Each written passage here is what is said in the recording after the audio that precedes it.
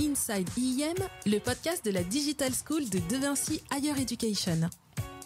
Retrouvez interviews, actus, chroniques, bref, tout ce qui bouge dans le monde du digital.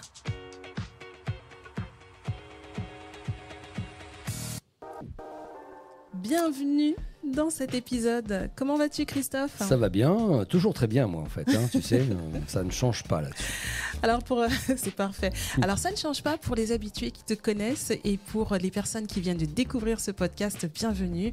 J'ai le plaisir de vous présenter Christophe Danet, responsable de l'axe communication digitale et e-business de l'école IEM. Et voilà, et nous sommes en compagnie de Mélina Connet, qui est professeure déléguée dans l'axe communication digitale et business à l'IEM aussi, Digital School. Ravie d'être là et ça y est, c'est parti pour une nouvelle aventure, un nouveau sujet. Ça y est, on est reparti pour 10-15 minutes de stimulation intellectuelle. Exactement, donc on est d'accord, on fait le lien entre l'école, nos étudiants et puis une actu. Oui. T'en as trouvé une, alors qu'est-ce qu'il faut lire, Christophe, Tu es dans une thématique lecture en ce moment. Alors c'est vrai, il faut reconnaître que nos étudiants ne lisent pas beaucoup ou très peu. C'est vrai. Et c'est vrai que quand on a beaucoup de lectures, parce qu'il y a beaucoup de littérature autour du digital, en fait, moi, je tombe souvent sur un livre. Il y a un truc qu'il faut connaître, c'est les différents livres de Philippe Kotler, qui est un peu le maître à penser du marketing. C'est lui qui a imaginé les 4P, tu vois. Les 4P... Pas les 4 fantastiques, non, on est d'accord. Ça pourrait être les 4 fantastiques, c'est moins sexiness. Les 4 fantastiques du marketing. Exactement. Donc en fait, il a entre autres, parce qu'il travaille pas mal avec pas mal de monde, une réflexion qui est assez posée, qui est assez structurée, qui a permis à beaucoup de générations de marketeurs de se formaliser sur le produit, le prix, le place et la promotion qui est la communication.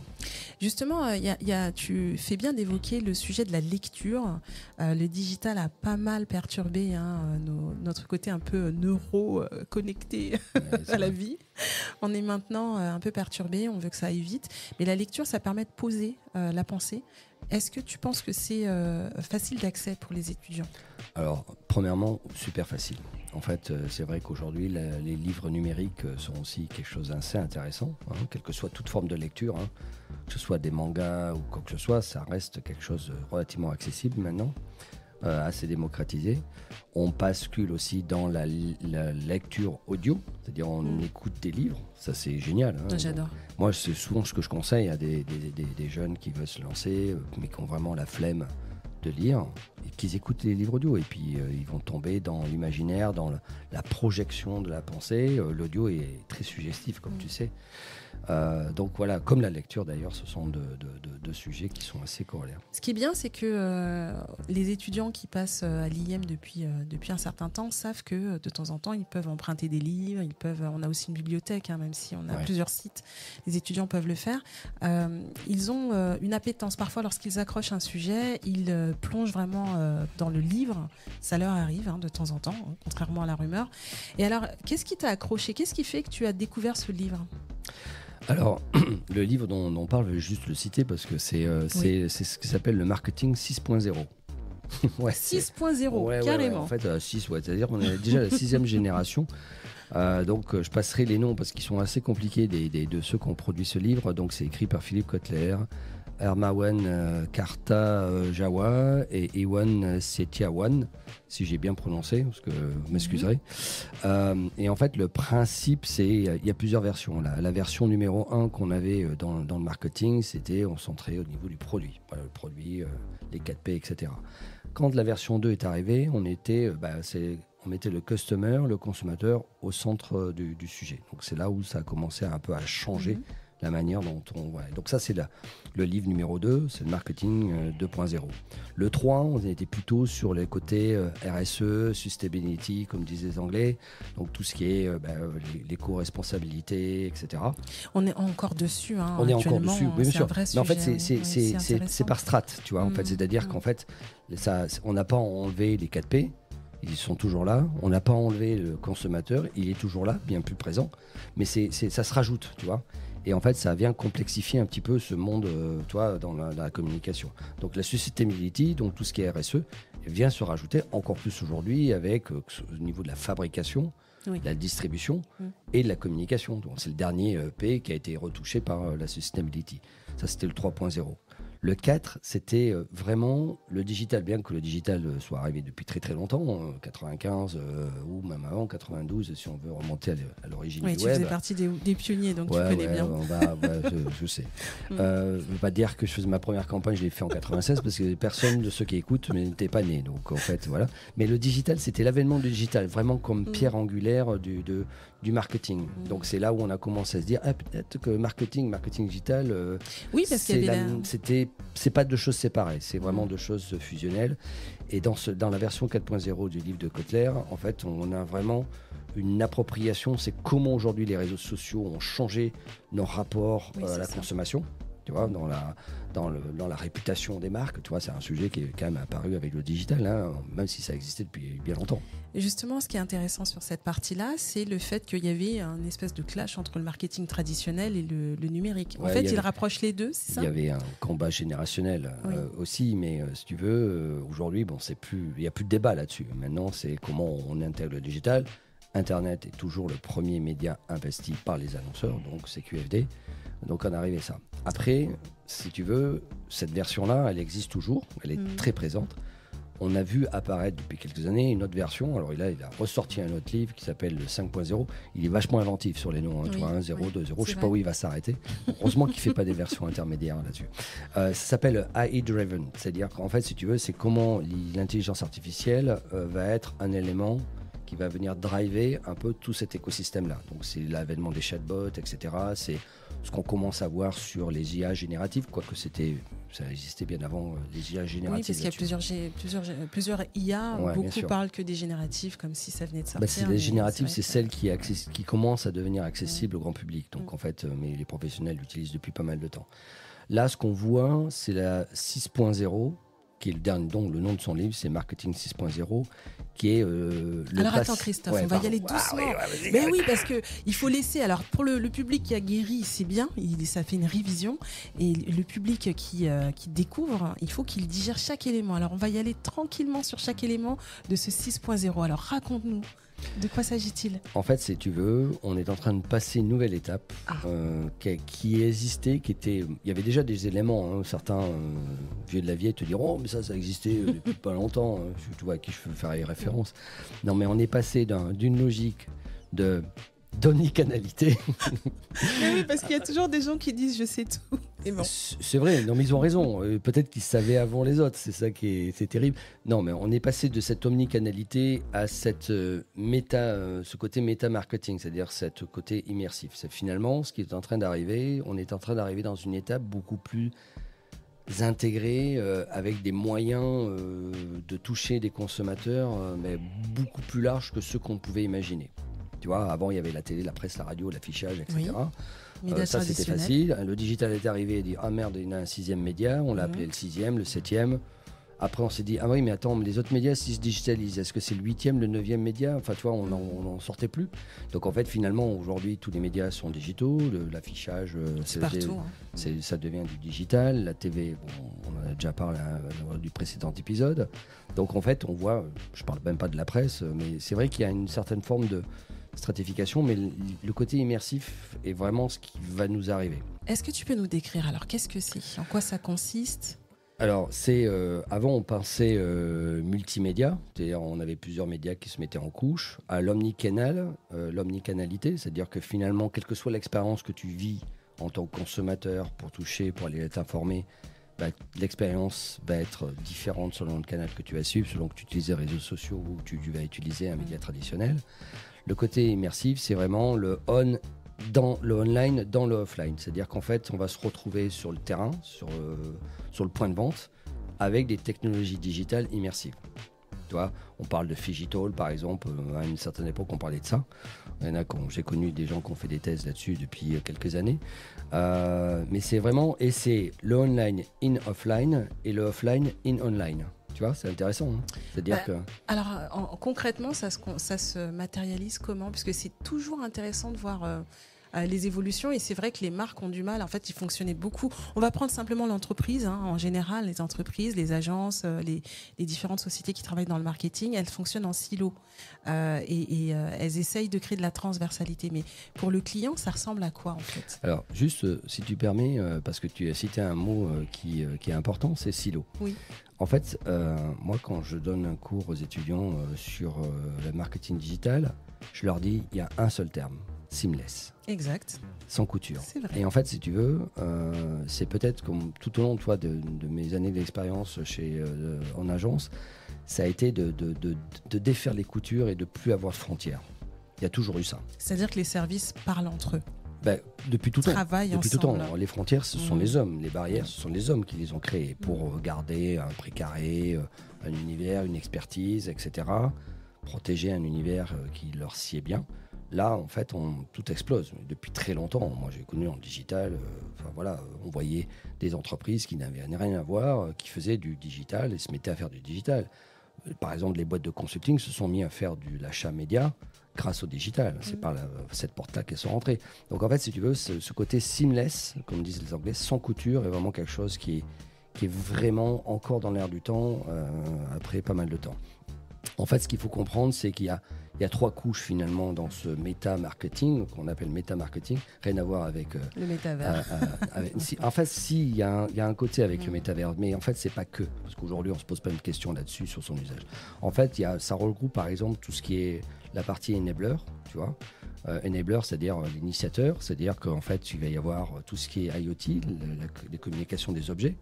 Aujourd'hui, ça a commencé par le téléphone, mais n'importe quel objet est connecté à Internet, que ce soit ton frigo, etc. Une montre, etc. Voilà, l'IA qui est tout ce qui est pour tout ce qui est traitement de la donnée, tu vois. Parce qu'en fait, c'est là où il y a une vraie force, une vraie bénéfice. On a tellement des milliards de données que finalement, les traiter pour un marketeur, c'est compliqué. Donc, ce traitement de la donnée est important et c'est l'IA que ça permet. Ensuite, il y a toute la partie spatiale, c'est-à-dire que finalement, l'expérience, la modélisation, donc là, on va commencer à modéliser des univers différents, à projeter les consommateurs dans des univers. Donc, par exemple, la VR, la R. Je le vois, j'étais dans un magasin de meubles, je ne citerai pas la marque, qui est très connue, et puis il y avait une expérience immersive dans le magasin. C'était très intéressant, bon, sauf que ça ne marchait pas. Ouais, après, c'est sûr, après, il y a le retour d'expérience, bien sûr. Voilà, mais c'était une expérience. La réalité augmentée et la réalité virtuelle, ou la réalité mixte, sont vraiment en train vraiment, c'est les éléments de base constitutifs de ce méta-marketing. Et ensuite, tu as tout ce qui est lié à la blockchain. Même si on en parle moins aujourd'hui. Bon, NFT, on en a parlé, on se dit, ça fait pchit, etc. C'est vraiment une techno qui est en train d'arriver, mais massivement, mais sûrement. Mais doucement, mais sûrement. Tu vois. Donc ça, c'est le premier étage. Le deuxième étage de la fusée, c'est tout ce qui est lié à l'environnement, c'est-à-dire les conditions des outils. Quand tu vois le dernier casque d'Apple, on voit qu'on est en train de franchir une nouvelle étape. Alors pour l'instant, ça fait rire tout le monde parce que les mecs, ils se mettent à avoir leur casque en se baladant dans la rue, à se prenant les poteaux, en faisant n'importe quoi. Tu as l'impression qu'on a l'air ridicule. Mais finalement, ça, c'est cette logique de la réalité étendue, tu vois. Juste pour la petite histoire, c'est comme le portable. Les premiers utilisateurs de portables étaient moqués. Bien sûr, Steve Jobs, quand il a créé l'iPhone, il s'est dit, je vais faire un téléphone qui ne servira pas à téléphoner. Exactement. Donc, chaque fois, les pionniers sont moqués. Mais c'est vrai qu'ils sont intéressants parce qu'on voit les comportements, donc on les voit faire les oiseaux. Donc, ça fait partie de l'expérience et les marketeurs doivent être sensibles à ça. Alors, effectivement, et bingo, Mélina, tu as lu le livre ou quoi? Je suis voyante. En fait, le dernier étage, c'est l'expérience. L'expérience consommateur, ce que tu as vécu. Finalement, c'est ça. On en revient, qu'est-ce que tu as vécu? Est-ce que ce que j'ai vécu, c'était génial ou pas? Tu vois. Donc là, c'est le multisensoriel. C'est-à-dire, et là, c'est intéressant parce qu'on retrouve l'utilisation des 5 sens. Tu vois. La vue, on l'a vu avec la vidéo. L'audio, tu vois, tu vois, même si aujourd'hui, c'est pas encore ça en termes d'investissement des annonceurs, mais on voit quand même un nombre d'annonceurs. Tu vois, Kantar a sorti un chiffre que c'était plus de 1000 annonceurs qui s'étaient investis dans la partie audio. Donc l'audio digital devient quelque chose structurant. On va avoir certainement pareil l'haptique, donc tout ce qui est le toucher, tu vois, avec. On a d'ailleurs de l'haptique dans nos cours. Alors, Ouais. on a un axe spécialisé dans ça à l'IM. Ouais. Et l'haptique, ça fait partie un petit clin d'œil à Christelle Fritz, qui est enseignante ici. Et puis tout ce qui est lab qu'on a à l'IM. Exactement. Ça fait partie justement des expériences que les étudiants doivent connaître. La contrôle, tu vois, l'expérience, finalement, c'est ça qui est intéressant, c'est que, par exemple, sur les 5 axes de base ou les 6 axes métiers qu'on a aujourd'hui à l'IM, que ce soit autour du jeu vidéo, l'animation 3D, la création design, le coding et la com et l'audiovisuel, sur ces 6 axes-là, en fait, on aperçoit cette logique de convergence de ce travail, les projets à contrôle-alt, tu vois, que les étudiants font pour imaginer des systèmes alternatifs de contrôle de leur jeu, par exemple, autrement que par une manette, tu vois. Ça, c'est intéressant. Oui. Tu vois, et en fait, ça fait partie de l'expérience, tu vois, le marketing spatial, c'est-à-dire l'environnement, on va se projeter, on va voir une exposition virtuelle, on va être immersif, le métaverse marketing va devenir un truc. Donc ça, c'est la troisième couche, vive l'expérience, tu vois. Et finalement, le consommateur, si on en revient à ça, dans le marketing, parce que on lui fait vivre une expérience avant même qu'il achète le produit. C'est parce que l'expérience est bonne qu'il va acheter le produit, qu'il va être en recommandation. Tu vois, c'est l'essayer pour l'adopter finalement, si je résume un petit peu. Mais ça donne envie de lire ce livre. Ah ouais, c'est génial. C'est génial. Hein. C'est génial. Alors j'en suis qu'au début, hein. Je suis à la page 20. Non, mais c'est intéressant parce qu'en fait, il fait le parallèle aussi avec les génération Z, génération Alpha. Il fait, tu vois, sur pourquoi aujourd'hui, bon, ils sont dans les écrans, ok, super, du matin au soir, ça fait plaisir à tous les parents, mais en fait, le compte, voilà, comment ils le vivent, l'expérience, tu vois, comment on va chercher le truc. Donc il y a vraiment cette recherche finalement qui est transversale, quelles que soient les générations, sur vivre une expérience qui soit géniale, quoi. Eh bien, dis donc, tu nous as donné envie de le lire. Hein. Donc, on embarque nos étudiants, ça y est, c'est parti là. Ouais. Alors, pour l'instant, c'est ça, c'est génial pour les étudiants, c'est qu'il est en version anglaise et il n'est pas en version française. Oh my God. Et oui, donc voilà, à retrouver sur toutes les bonnes librairies en ligne, très bientôt sur Digital Learning chez nous de Vinci Learning. Bah, écoute, comme ils ont des cours en anglais, on peut leur donner un exercice et de traduire un chapitre. Hein. Ouais, pas, non, mais franchement, c'est vraiment, un livre ce qui se lit. Pour moi, c'est du easy listening, même si c'est en anglais, parce qu'en fait, je suis en train de sortir quelques fresques de mon secret. Alors, pour les personnes qui écoutent, parce qu'il est important de le savoir, Christophe Danet est responsable d'axe, mais il a aussi, donc l'axe, c'est une spécialité. Comment est-ce qu'on disait à la fac déjà? C'était en fait tout simplement une filière. Non, alors, tu sais comment on appelle ça? C'est ce qu'on appelle la mad skill. La mad skill. Et donc, toi, tu as une mad skill qui Mad skill, c'est le sketching. C'est le sketching. Voilà, je dessine des concepts fou qui me passionnent sur le digital. Bon, vous l'avez compris, hein. Vous vous connectez, vous faites CDEB, la lettre c'est DEB. Vous allez sur tous les réseaux, vous trouverez forcément les dessins de Christophe Danet, les travaux de nos étudiants. Et on ne va pas terminer seulement sur le sketching, mais sur le mot de la fin, Christophe. Qu'est-ce qu'on peut dire pour conclure ce côté, la nouvelle ère du marketing, puisque c'était ça la thématique globale. C'est ça. En fait, on est sur le marketing immersif. Le méta-marketing. J'aime bien ce terme parce que c'est un beau terme. C'est un terme intéressant, même s'il fait référence à Facebook et compagnie, mais ça n'a rien à voir avec. Enfin, Facebook en fait partie, mais ce méta-marketing, cette expérience, cette immersive, voilà, ça c'est quelque chose d'assez intéressant. Après, il va se passer plein d'années avant qu'on imagine le 7.0, mais peut-être que Philippe Kotler nous réservera un prochain livre qui nous dira What next? Tu vois, c'est toujours what next en fait sur le digital. C'est ça qui est terrible. Alors à suivre, voilà, c'était un épisode spécial méta-marketing avec Christophe Danet. Le fait qu'on embarque nos étudiants, en fait on est dans le coup quelque part, et nos étudiants nous amènent à nous dépasser, parce que même leur réflexion nous amène à transformer les programmes. C'est ça ton truc aussi. Ouais. En fait, par exemple, tu vois, nous on fait du e-commerce, pas mal, on a des masters là-dessus, on pousse les étudiants à créer un site e-commerce. Ok, c'est tellement basique aujourd'hui, mais c'est pas tellement ça qui est intéressant. C'est comment on va créer des programmes, comment on va participer à des logiques très immersives qui feront appel au marketing sensoriel, tu vois, l'odeur. L'odeur, c'est peut-être le dernier sens qui nous manque. Mais dans les centres commerciaux, ils ont commencé. Ils ont commencé, ouais, les matériaux. Moi, je sais par exemple qu'il y a des vêtements que je porte parce que le tissu a une odeur. Et tu sais, ça existe depuis très longtemps, parce que moi, quand je sortais de boîte de nuit à 6h du matin et qu'on allait à la boulangerie, ça sentait le pain et on allait acheter des croissants, machin, compagnie. Mais oui. Et c'est le pain au chocolat, ou pour ceux qui sont sud-ouest, c'est la chocolatine. Ouais, je sais que là, il y en a qui, c'est le poil qui se hérisse. Mais voilà, tu vois, en fait, on a ce marketing sensoriel est intéressant aussi, tu vois. Donc, on va rentrer dans cette logique-là, immersif. Voilà, c'est le terme. Eh bien, merci en tout cas pour ce petit point chocolat, pain au chocolat et chocolatine. Merci pour cette expérience sonore et merci de nous écouter, vous qui êtes connectés. Donc, à suivre au prochain épisode, on vous embarque encore dans les aventures Inside IEM. Il y a plein d'épisodes. N'hésitez pas à écouter si vous ne les connaissiez pas ou réécouter et à parler de nous. Donc, Inside IEM. Voilà, le podcast qu'il faut suivre de tendance, de ce qui se raconte à l'IEM et en dehors. Merci Christophe. Ciao. Bye bye.